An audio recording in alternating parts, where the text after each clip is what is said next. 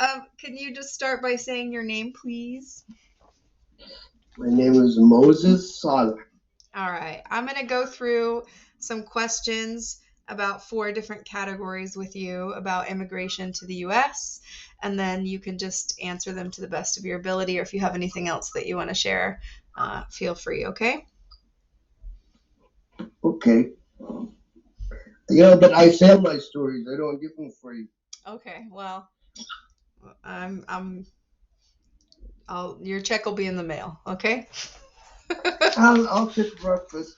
Okay, breakfast sometime. You got it. All right. Or Dad, maybe sorry?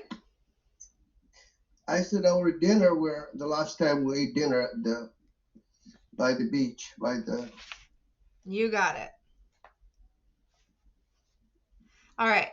So, Dad, the first question is, where did you come from and when did you come to the United States? I came from Qatar. Qatar, Qatar. First, I went from Yemen to Qatar, and then I stayed in Qatar 1.5 years. Was going to school in there and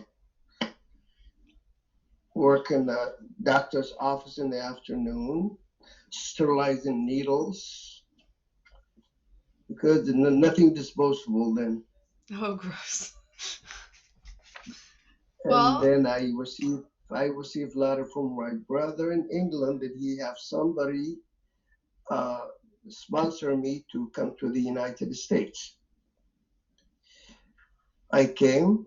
No, I went to Bahrain. You have to do your work with the immigrations in Bahrain because then only in Bahrain at that time. so do you And remember, so, do you remember when you came to the United States? yeah, What year?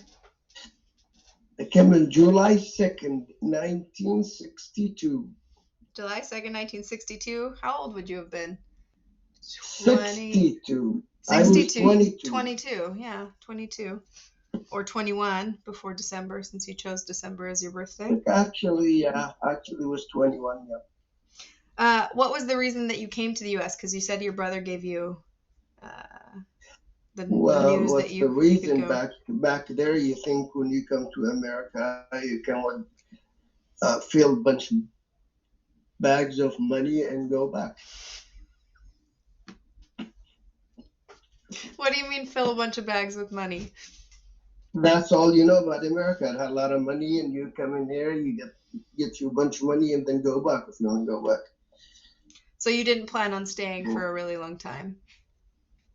No, in the beginning, when I was working at the doctor's office, they liked me. The doctor is a Lebanese doctor. He's Christian. He's really nice. And he used to tell me, Musa, that's my name in Arabic. And said, Musa, if you go there, you'll be sorry.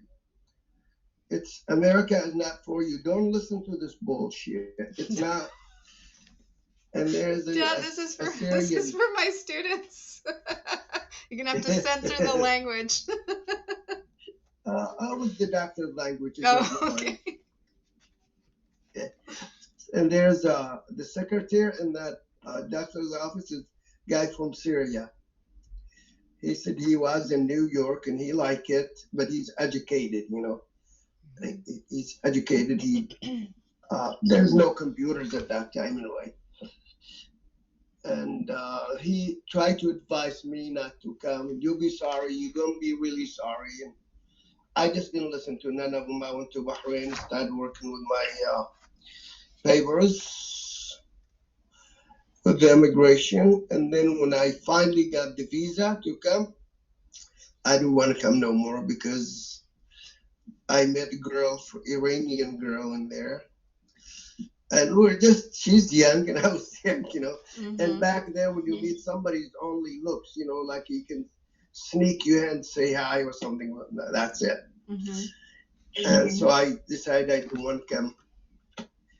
And finally, everybody got on to me. Letters from my brother, from the person that sponsored me. So I got like about 2 weeks left in the visa, Mm-hmm.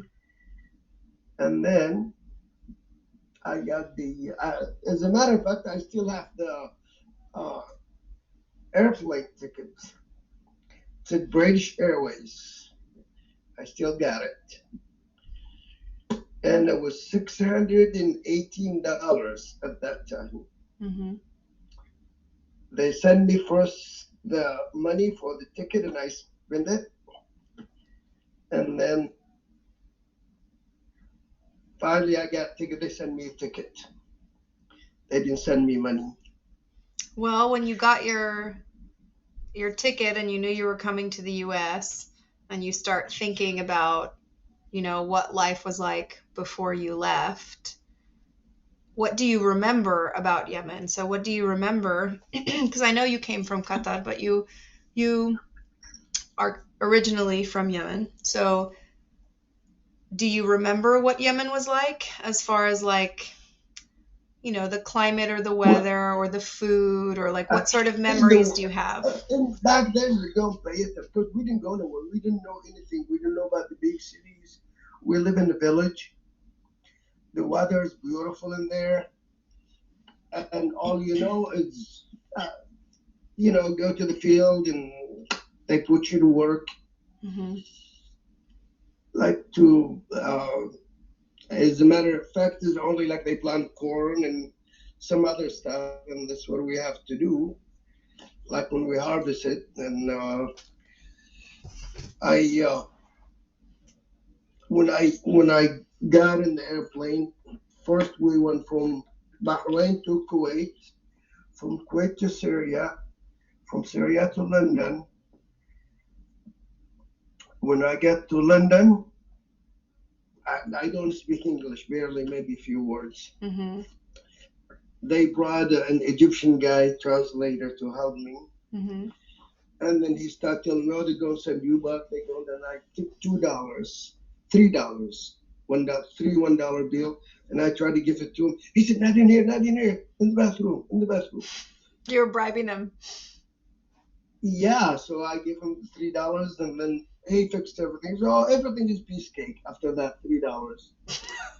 And so he done everything, and then we took another airplane until we got to New York. Mm-hmm. When we got to New York, they took us in a helicopter to tour over New York. Mm-hmm. And then by 7 o'clock in the evening, they give us a small plane to fly to Youngstown, Ohio. Okay, That's so where I was going. The guy sponsored me to Youngstown, Ohio. okay, so before coming to the US and before getting to Ohio though, when you're thinking about Yemen and where you came from, do you have any sort of special memories that stick in your mind of things that happened before you left? About people, like who did you leave behind in your family who was still in Yemen when you came? Well, actually, when you get to a big country like this, you see the streets, you see the lights, you see everything, the big, tall, beautiful buildings. You get excited. You don't, Mm-hmm.